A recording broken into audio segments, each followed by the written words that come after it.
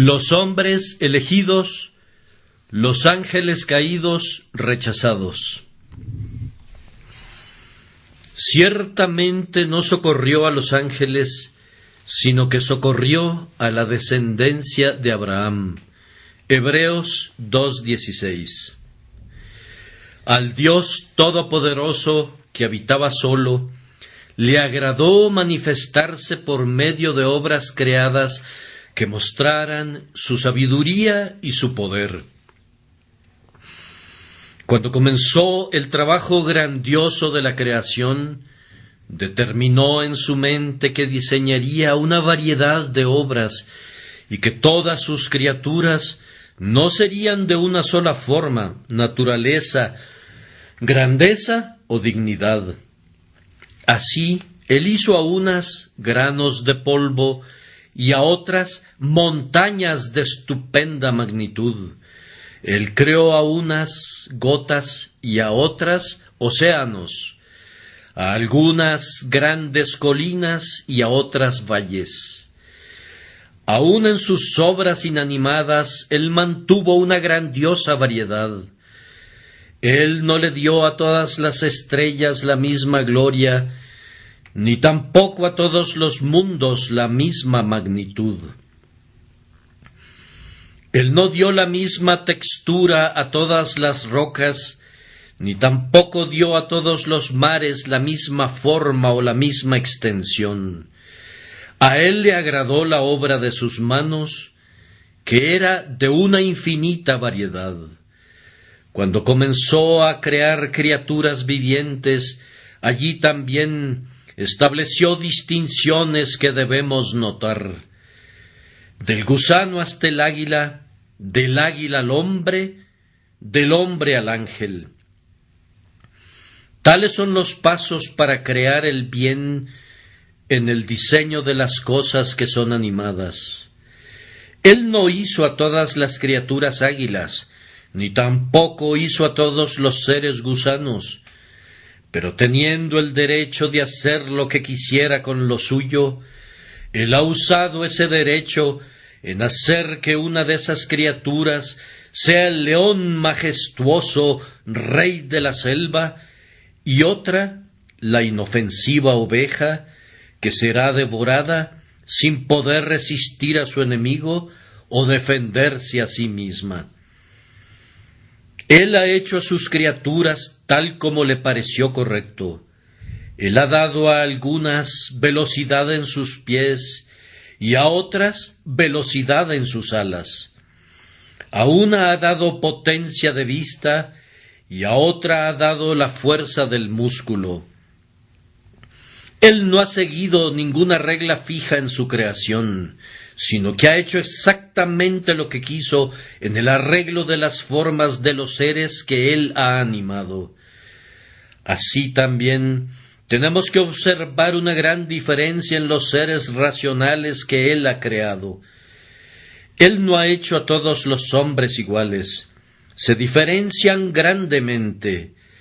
Desde el hombre con el intelecto más pequeño hasta el hombre con una mente majestuosa, no es poca la distancia. Y luego está el orden más elevado de criaturas racionales, cuya distancia en relación a los hombres no regenerados es muy superior de lo que cualquier hombre puede ser en relación a sus semejantes. Nos referimos al orden de los ángeles. Y al hacer a los ángeles y a los hombres, Dios otra vez ha ejercido su propio derecho de hacer lo que quiera, hacer exactamente lo que quiera con lo suyo. Por tanto, no todos los ángeles son iguales en dignidad, y no todos los hombres tienen el mismo intelecto. Él los ha hecho diferentes. Pero ahora queremos llamar su atención a dos ejemplos del actuar de Dios según su voluntad al hacer las obras de sus manos. El caso de los ángeles y el caso de los hombres. Los ángeles existieron primero. Dios los creó y quiso darles un libre albedrío para hacer lo que ellos quisieran.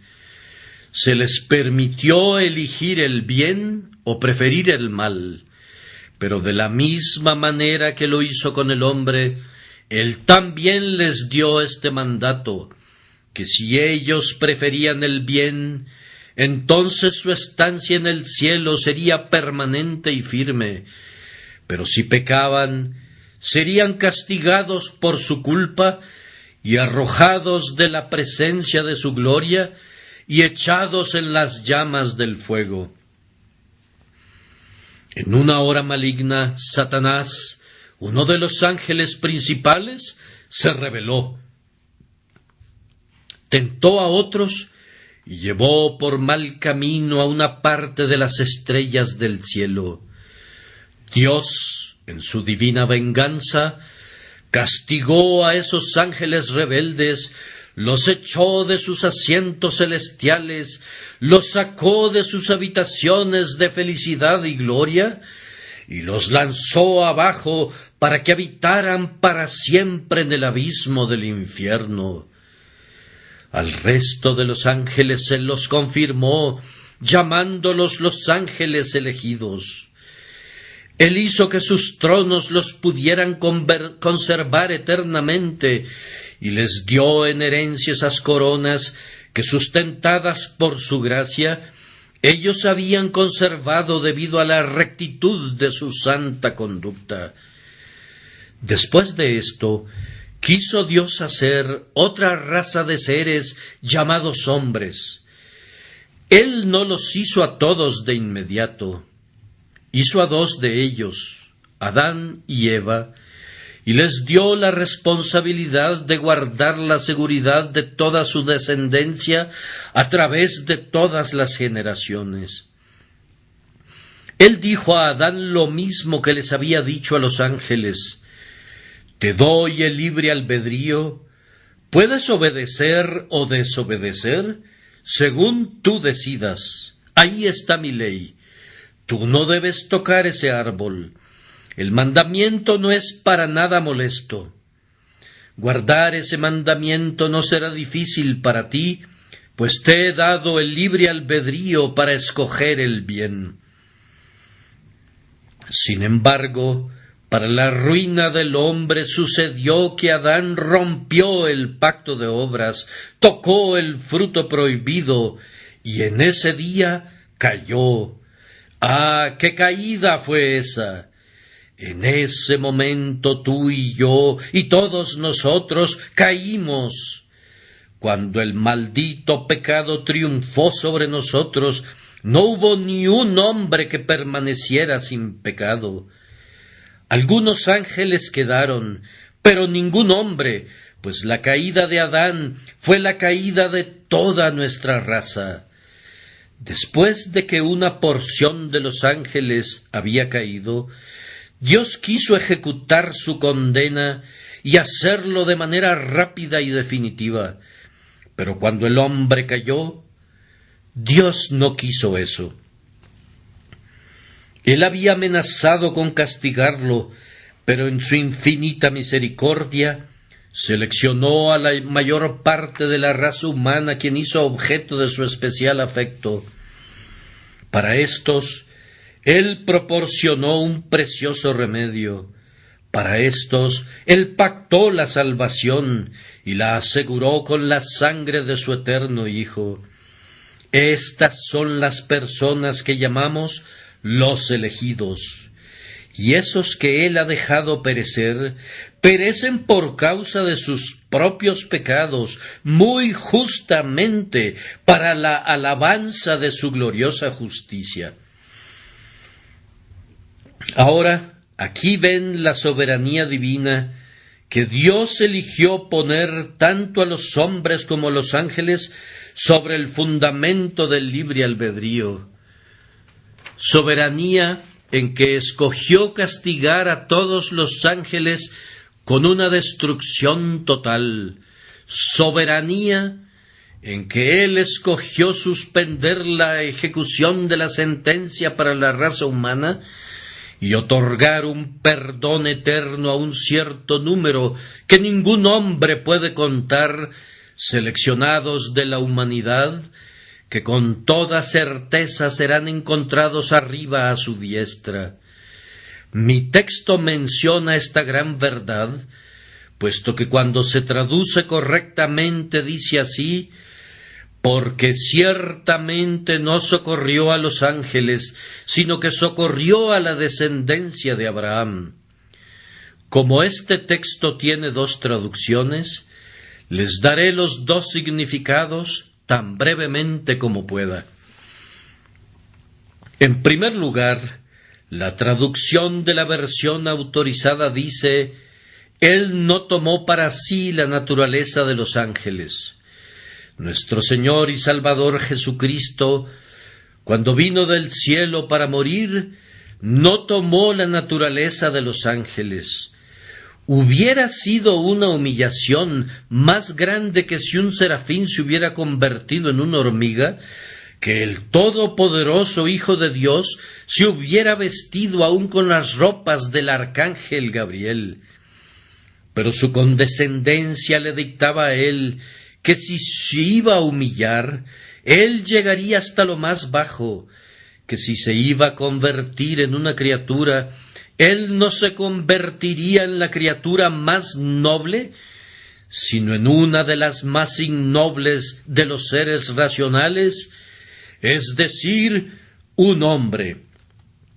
Por lo tanto, él no se inclinó al estado intermedio de los ángeles, sino que se rebajó a lo más bajo y se hizo un hombre. Pues ciertamente no vino en auxilio de los ángeles, sino de los descendientes de Abraham. Notemos la sabiduría y el amor de esto, y creo que habrá algo en nosotros que nos llevará a glorificar a Dios por haber hecho esto. En primer lugar, si Cristo hubiera asumido la naturaleza de los ángeles, Él nunca hubiera podido hacer una expiación por el hombre. Haciendo a un lado el pensamiento de que si Él vino para salvar al hombre, no hubiera sido adecuado que hubiera venido en el ropaje de los ángeles, es necesario admitir que si hubiera hecho eso, Él no hubiera podido ver la muerte. ¿Cómo pueden morir los ángeles? Podemos suponer que su espíritu podría extinguirse si Dios así lo quisiera. Podemos suponer la total aniquilación de todo eso, a lo que sólo Dios otorga la inmortalidad. Pero como los ángeles no tienen cuerpos, no podemos suponer que puedan morir, pues la muerte es la separación del cuerpo y del alma. Por lo tanto, le correspondió a Cristo tomar para sí la forma de hombre, para que pudiera ser obediente hasta la muerte, y muerte de cruz. Si los ángeles hubieran estado por ahí, hubieran dicho: «Oh poderoso Señor, toma nuestras radiantes túnicas, oh, no tomes el pobre traje diario de la humanidad, toma nuestras túnicas radiantes, todas adornadas con perlas». Y Gabriel hubiera dicho: «Ven, toma mis alas, poderoso Hacedor, y será para mí un gran honor deshacerme de ellas por ti. He aquí, toma esta corona y este manto celeste para vestirte. Tú, Hijo de Dios, ponte mis sandalias de plata en tus pies.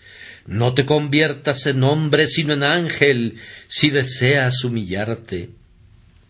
Pero no, él hubiera dicho: «Gabriel, si me vistiera con tu vestido, no podría pelear con la muerte, no podría dormir en la tumba, no podría sufrir los dolores ni la agonía de la muerte. Por tanto, debo y quiero convertirme en un hombre, pues ciertamente no vino en auxilio de los ángeles, sino de los descendientes de Abraham». Si nuestro Salvador se hubiese hecho ángel, debemos notar enseguida que él nunca hubiera sido un ejemplo adecuado para nosotros. Yo no puedo imitar un ejemplo angélico en su totalidad. Puede ser muy bueno hasta donde lo pueda imitar, pero no puede ser mi norma en todos los puntos. Si me vas a dar a algo para imitar, dame un hombre como yo, entonces puedo intentar seguirlo. Un ángel no hubiera podido dejarnos el mismo ejemplo santo y piadoso que nuestro Salvador nos dejó. Si hubiera descendido de lo alto, vestido con la túnica de uno de esos espíritus brillantes, hubiera podido ser un buen ejemplo para esos querubines brillantes que rodean su trono. Pero nosotros, pobres hombres mortales, condenados a arrastrar las cadenas de la mortalidad a lo largo de esta existencia terrenal, nos hubiéramos hecho a un lado y hubiéramos dicho: «Ah, eso es demasiado elevado para nosotros, no podemos alcanzarlo». Y por lo tanto nos hubiéramos quedado cortos. Si he de esculpir en mármol, denme una estatua de mármol para que pueda copiarla, y si este barro mortal debe ser esculpido para que se convierta en un modelo de perfección, como va a serlo por el Espíritu de Dios, entonces denme un hombre como mi ejemplo, pues hombre soy, y como hombre debo ser perfeccionado. No solamente Cristo no hubiera podido ser un redentor, sino que tampoco hubiera podido ser nuestro ejemplo si hubiera tomado para sí la naturaleza de los ángeles. Dulcemente, también recordemos que si Cristo hubiera sido un ángel, él no hubiera podido entendernos. Para poder entender a nuestros semejantes, debemos ser en algo parecidos a ellos. Supongamos que un hombre es hecho de hierro o de metal. ¿Podría esta persona entender a nuestros cansados pulmones o a nuestros huesos adoloridos? Si se le habla a este hombre de alguna enfermedad, ¿podría entenderla? Yo no lo quisiera tener por enfermero. No podría tener a ese hombre como mi médico. Él no podría sentir como siento yo. Él no me podría comprender. No, incluso nuestros semejantes no pueden entendernos a menos que hayan sufrido como nosotros. He oído de una dama que nunca conoció la pobreza en toda su vida, y por consiguiente ella no podía comprender a los pobres. Ella oyó la queja de que el pan estaba extremadamente caro cuando costaba 14 centavos una rebanada. «Ah», dijo, «no aguanto a la gente pobre quejándose de lo caro del pan. Si el pan es tan caro, que vivan de migajas de a centavo. Siempre son lo suficientemente baratas». Ella no conocía la pobreza y por lo tanto no podía condolerse de ellos. Ningún hombre puede sentir gran compasión por otro a menos que haya estado de alguna manera en la misma posición y haya soportado los mismos problemas. Era necesario para él entonces, que debía ser hecho en todos los puntos como sus hermanos, para que pudiera ser un confiable sumo sacerdote. Pues no tenemos un sumo sacerdote que no puede ser tocado con el sentimiento de nuestras debilidades, pues él fue tentado en todos los puntos como nosotros lo somos, pero sin pecado. Pero si él hubiera sido un ángel, ¿qué comprensión hubiera podido tener de mí? Supongamos que debo decirle a un ángel que apenas puedo resistir mis corrupciones. El ángel me miraría y se preguntaría qué es eso que le estoy diciendo. Si le tuviera que decir que me parece que este mundo es un desierto lleno de aullidos salvajes, ¿Cómo podría creerme, pues nunca ha oído un aullido? Sus oídos solamente han sido saludados por arpas de oro y dulces sinfonías corales de alabanza. Si le tuviera que decir que me resulta difícil mantenerme en mi camino y mantenerme cerca de mi Salvador, el ángel solamente podría decir: no te entiendo, pues yo no soy tentado como tú. No tengo una naturaleza obstruida que reduzca mi fervor ardiente, sino que, en día sin noche, con infatigables alas, rodeo su trono regocijándome. No tengo tampoco ni el deseo ni la intención de separarme de mi gran Hacedor. Ahí ven ustedes la sabiduría del Salvador. Él se haría hombre y no ángel. Una vez más, Cristo se hizo hombre y no ángel, porque Él deseaba ser uno con su querida Iglesia.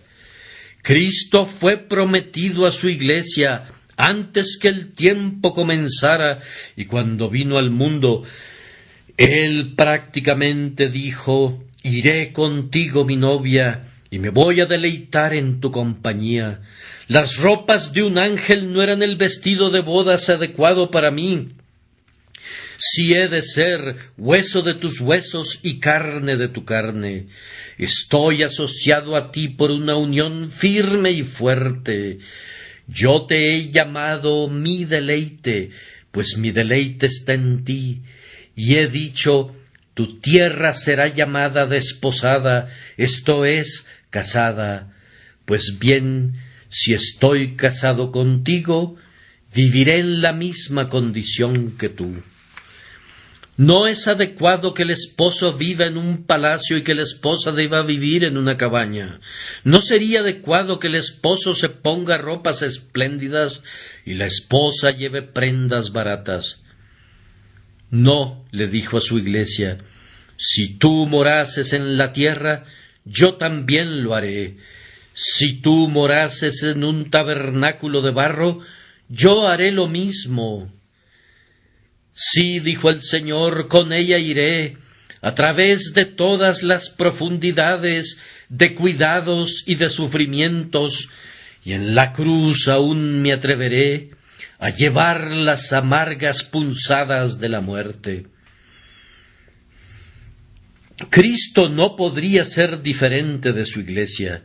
Tú sabes que Él no estaría en el cielo sin ella. Por lo tanto, Él hizo ese largo viaje para redimirla y visitarla, y cuando Él vino con esta buena misión, Él no aceptó que ella fuera hecha de barro y que Él no fuera hecho del mismo material. Él era la cabeza, y no era aceptable que la cabeza hubiera sido de oro y el cuerpo de barro. Eso hubiera sido como la estatua de Nabucodonosor, que debe romperse. Pues los hijos fueron participantes de carne y sangre, Él debe también tomar parte en lo mismo, pues Él se hizo perfecto a través del sufrimiento, pues Él era el capitán de nuestra salvación. Así, una vez más, vemos su amor y su sabiduría, que, pues ciertamente, no vino en auxilio de los ángeles, sino de los descendientes de Abraham. Otra vez, si Cristo no hubiera tomado para sí mismo la naturaleza de hombre, entonces ser hombre no hubiera sido tan honorable o tan confortable como es. Considero que ser un hombre cristiano es ser la cosa más grande que Dios ha hecho. Pequeño como soy, puedo decir de mí mismo, si soy un hijo de Dios, que estoy cerca de mi Hacedor. Hay una distancia infinita, tremenda e inmensurable, pero salvo Cristo Jesús, no hay ningún ser entre el hombre y Dios. En cuanto a un ángel, él es menos que un hombre redimido. ¿No son todos espíritus ministradores enviados para servicio a favor de los que serán herederos de la salvación? Sin duda alguna, el menor sirve al mayor, y el mayor no debe servir al menor. Por lo tanto, los ángeles son menos que el hombre, pues ellos nos ministran. Ser hombre es una cosa noble, pues Dios se vistió como hombre. Ser hombre es una cosa gloriosa, pues fue el vestido del Eterno.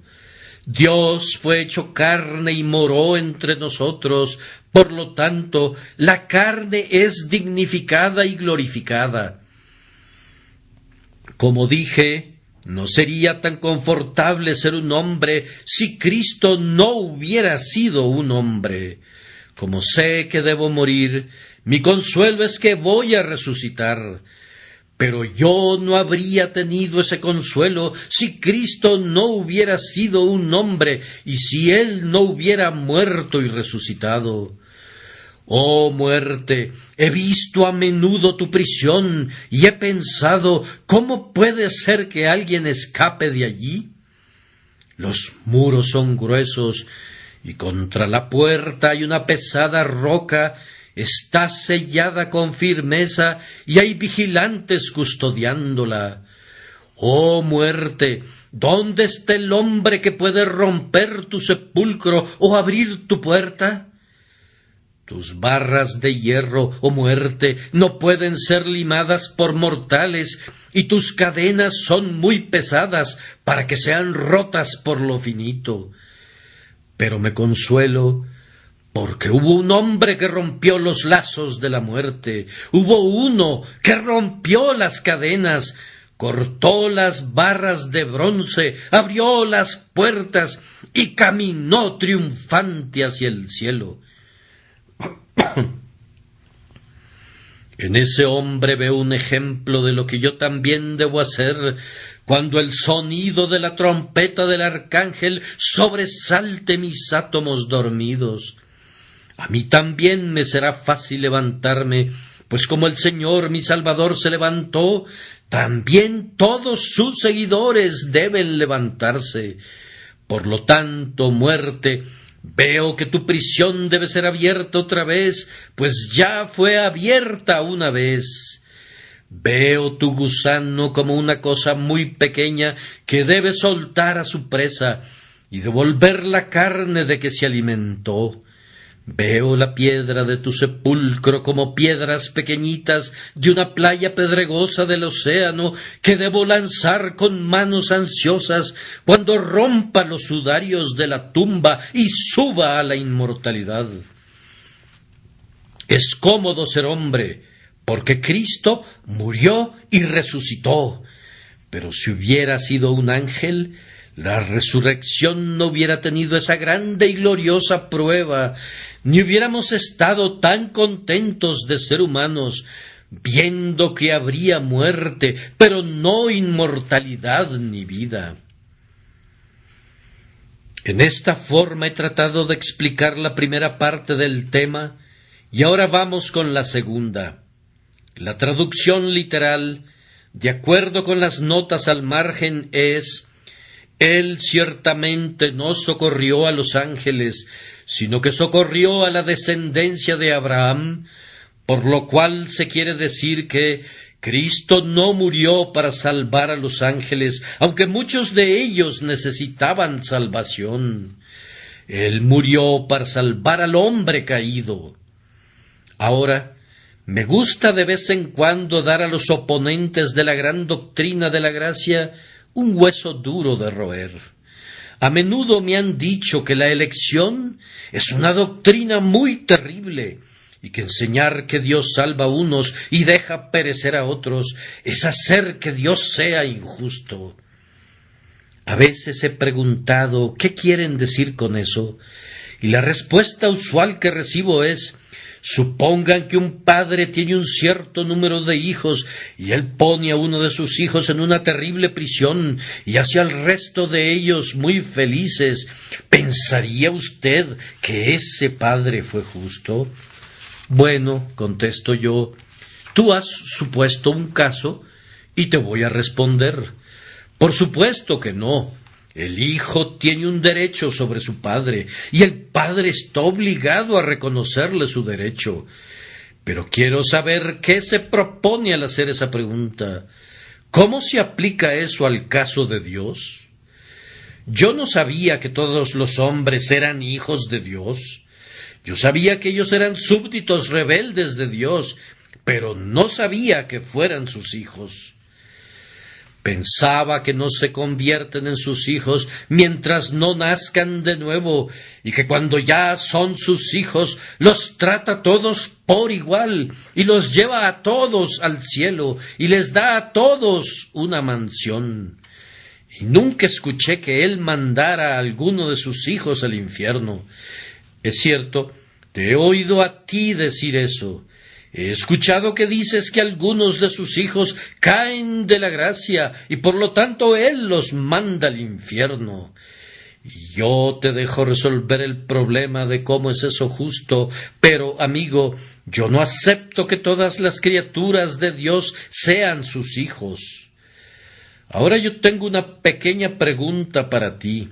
¿Cómo explicas que los demonios y los ángeles caídos estén todos perdidos y, sin embargo, de acuerdo con tu propia demostración, todos los hombres caídos tienen una oportunidad de ser salvos?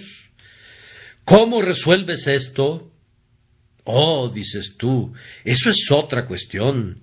No estaba considerando a los ángeles caídos. Pero si fueras a preguntarle esto al diablo, él no te diría que es otra cuestión. Él te diría: Señor, si todos los hombres son hijos de Dios, todos los demonios igualmente lo son. Estoy seguro que ellos deben de estar en la misma situación que el hombre, y un ángel caído tiene tanto derecho de llamarse uno de los hijos de Dios como un hombre caído. Y me gustaría que le contestes al diablo acerca de ese tema bajo tu propia hipótesis. Deja que Satanás por una sola vez te haga una pregunta. Tú dices que es injusto de parte de Dios que mande a uno de sus hijos al infierno y lleve a otro al cielo. Ahora, tú has dicho que todas las criaturas son sus hijos. Bueno, yo soy una criatura, y por lo tanto yo soy su hijo. Quiero saber, amigo mío, dice Satanás, ¿cómo te parece a ti justo que mi padre me envíe al infierno y a ti te deje ir al cielo? Ahora debes aclarar esa pregunta con el diablo. Yo no la responderé por ti. Yo nunca supuse tal caso. Mis puntos de vista nunca me ponen en tal dilema. Pero tú te metiste en problemas y debes salirte de ellos como puedas. En mi punto de vista, la cuestión es suficientemente justa. Tanto hombres como demonios han pecado, y ambos han merecido ser condenados por sus pecados. Dios, si así quisiera, puede justamente destruirlos a todos o salvarlos a todos, si lo puede hacer con justicia, o puede salvar a uno de ellos si así le place, y dejar perecer a los demás. Y si, como él lo ha hecho, elige salvar a un remanente, y ese remanente es de hombres, y si él permite que todos los ángeles caídos se hundan en el infierno, todo lo que podemos responder es que Dios es justo y que tiene el derecho de hacer como quiera con sus criaturas. Tú sabes que le reconoces a la reina el derecho de perdonar a un rebelde cuando ella quiera, ¿y no le reconocerás ese derecho a Dios? No, dices tú, no a menos que Él perdone a todos. Bueno, amigo, entonces no habría ningún derecho en eso. La reina no te lo agradecería si le pidieras que perdonara a todos. Ella diría: no, hay instancias en las que no debo perdonar, precisamente por mi honor o por el honor de mis leyes, y por lo tanto no lo haré. Hay otras instancias que sólo sirven para honrar mi clemencia y que no agravian mis leyes, y por lo tanto perdono estas, y yo me reservo mi derecho a hacerlo. Ahora, lo que le reconocerías a un rey o emperador, ¿se lo negarás a Dios? Pero yo estoy aquí para reclamar su derecho. Niégalo si quieres. Tendrías que negarlo apoyado en las Escrituras, ya que éstas con autoridad declaran que Dios es soberano, que Él dice: tendré misericordia del que yo tenga misericordia, y me compadeceré del que yo me compadezca. Ahora, vamos, si nuestro amigo nos permite, consideraremos por un momento este caso. ¿Cómo es que los demonios están perdidos y algunos hombres son salvos? En primer lugar, yo no pienso que esto se deba a alguna diferencia en el pecado. Cuando dos criminales son traídos ante un juez, si uno de ellos va a ser perdonado y el otro castigado, seguramente el juez dirá: ¿quién cometió el mayor delito? Él será quien muera, y el que cometió el delito menos grave será perdonado. Ahora, yo no sé si Satanás cometió un delito más grave que el hombre. Yo no estoy seguro que los ángeles caídos pecaron más de lo que el hombre lo hizo. Ah, Señor, dices tú, el pecado del hombre fue uno muy pequeño. Él solamente robó un poco de la fruta de su Señor. Ah, pero si eso hubiera sido una cosa tan insignificante de hacer, ¿qué cosa tan insignificante hubiera sido no hacerlo? Si fuera una cosa tan insignificante, cuán fácilmente él la hubiera podido evitar. Y entonces, puesto que él lo cometió, se convirtió en el mayor pecado.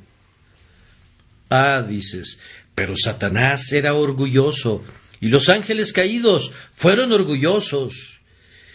¿Y no estás tú inclinado de manera muy tolerable en la misma dirección, amigo mío? De cualquier modo Adán lo fue. Pero tú dices: Satanás fue rebelde. Bueno, si tú no fueras rebelde, no hablarías así. Si no te hubieras rebelado contra Dios, tú no te pondrías a negar su soberanía. Pero dices: el diablo fue un mentiroso desde el principio. Me pregunto desde cuándo hablas con la verdad, amigo mío. Tú sabes mentir tan bien como él, y aunque no hayas desarrollado tu pecado tanto como lo han hecho los ángeles caídos, si Dios te dejara solo y te quitara el freno, me pregunto cuál sería la diferencia entre el diablo y tú. Yo creo que si a los hombres se les dejara hacer todo lo que quisieran y no hubiera gobierno sobre ellos, irían más lejos aún que Satanás. Miren a Robespierre en Francia, contemplen los hechos del reino del terror, vuélvanse a los países sin Dios. No me atrevo a mencionar qué vicios tan abominables, qué pecados de lujuria son cometidos allí en público. Traigo a su memoria a Sodoma y a Gomorra y les pregunto en qué se puede convertir el hombre. Y yo les respondo que estoy seguro que un hombre puede volverse tan vil como un demonio si la misericordia restrictiva de Dios le fuera quitada. En todo caso digo que el pecado de Adán fue tan grande como el de Satanás. Ah, dices tú, pero Adán fue tentado a hacerlo. Sí, esa fue una excusa, pero también fue tentada la mayor parte de los demonios. Es cierto que Satanás no fue tentado. Él lo hizo porque quiso hacerlo. Pero él tentó a los otros espíritus, y por lo tanto, la excusa que sería válida para el hombre, también sería válida para la gran mayoría de los espíritus caídos. ¿Y por qué Dios no seleccionó entonces a un grupo de esos espíritus para salvarlos? Yo respondo que nunca podrías encontrar una razón excepto esta. ¿No me es lícito hacer lo que quiero con lo mío? Y nosotros debemos caer sobre nuestros rostros y admirar hasta quedar sin aliento la infinita soberanía que desechó a los ángeles y salvó al hombre.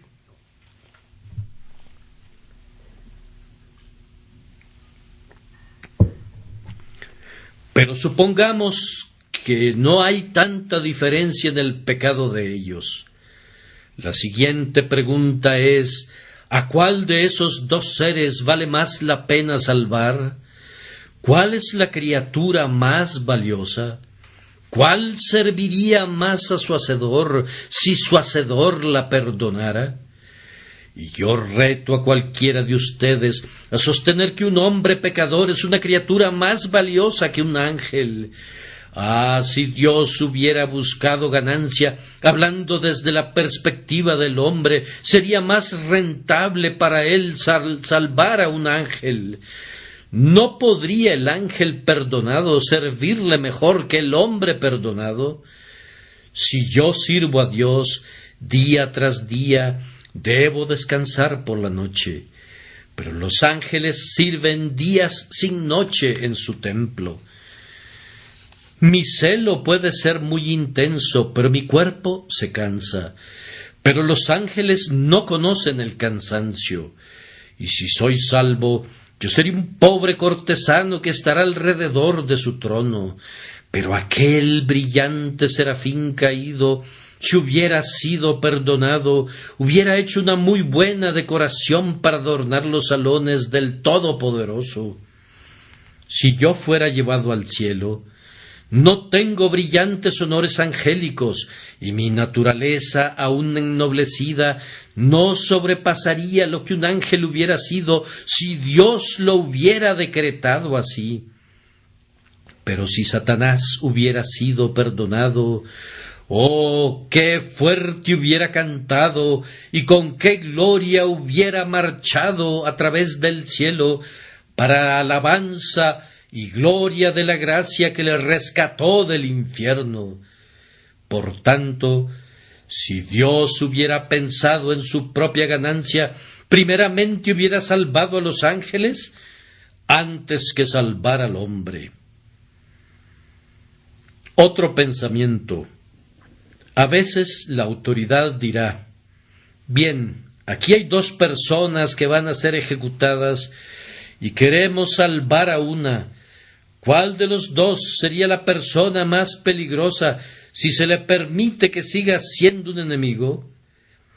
Ahora, ¿cuál podría lastimar más a Dios, hablando como hablaría el hombre, un ángel caído o un hombre? Yo respondo que el hombre caído puede hacer muy poco daño al gobierno divino comparado con un ángel caído.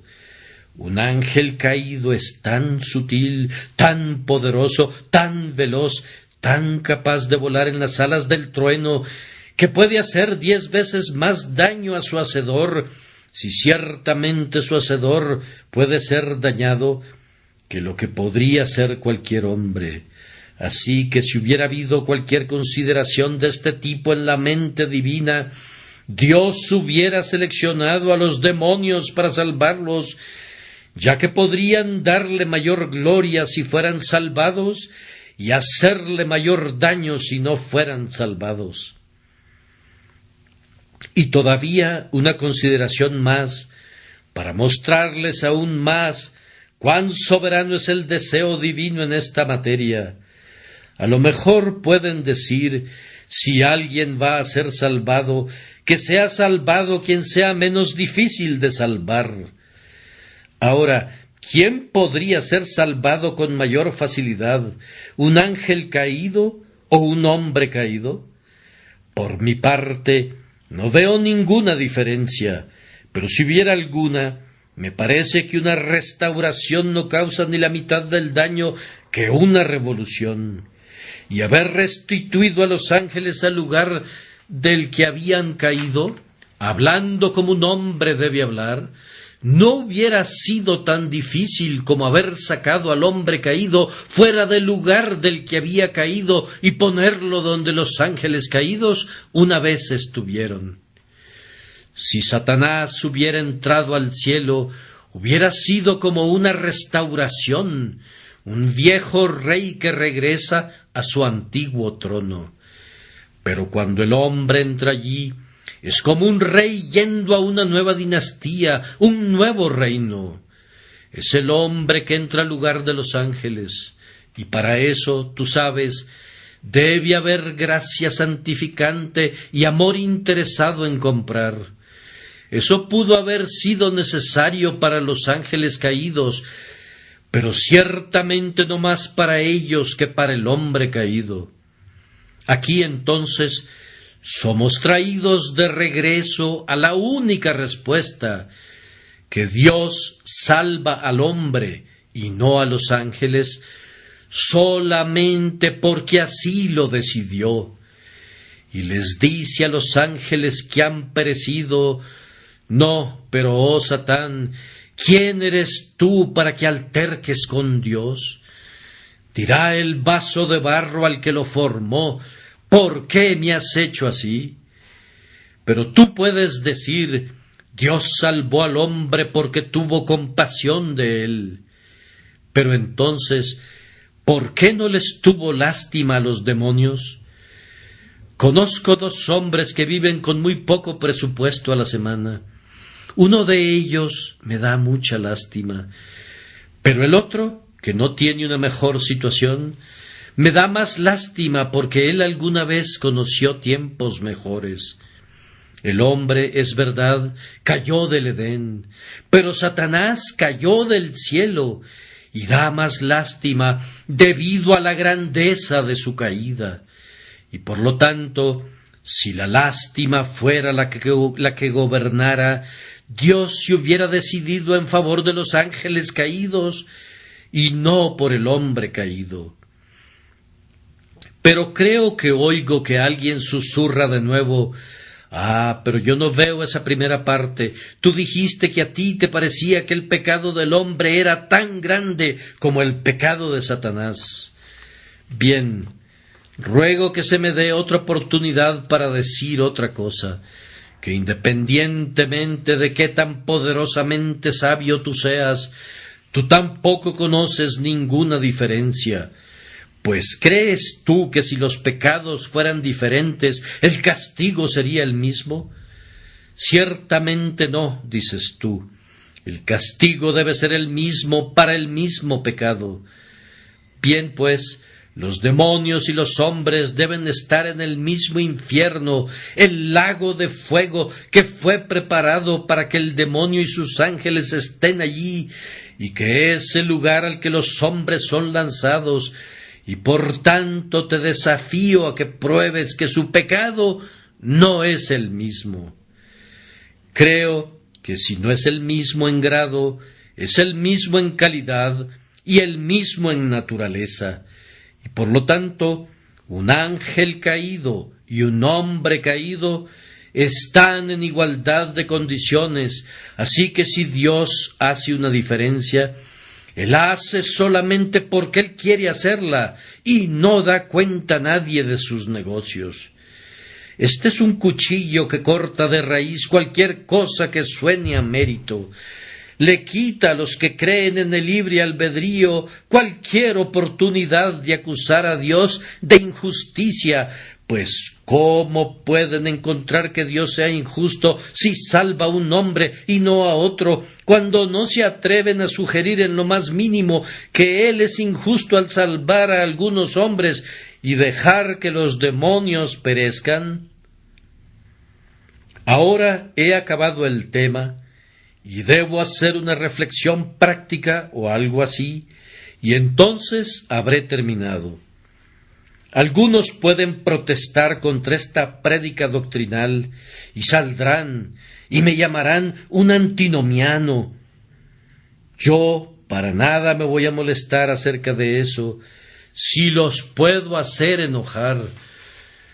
Pues si un hombre odia la verdad, Yo nunca me haré para atrás para no sacudir su violento enojo.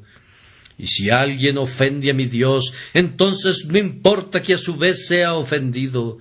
Es mejor para él que manifieste su oposición, pues entonces quizá él podrá saber que está en el pecado y se puede arrepentir de esto ante Dios. Pero les voy a demostrar que esto es un tema práctico. Es práctico en este sentido, que si algún hombre no se somete al derecho de Dios de hacer con él como quiera, él tiene una razón de mucho peso para dudar de su propia piedad. Ahora, no quiero decir nada rudo e intolerante, pero sí quiero decir eso otra vez.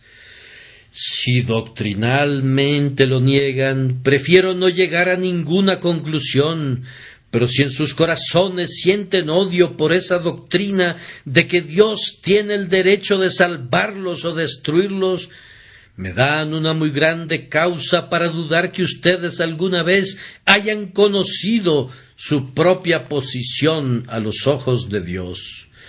Pues estoy completamente seguro que ningún pecador humilde dudará el derecho que Dios tiene de destruirlo.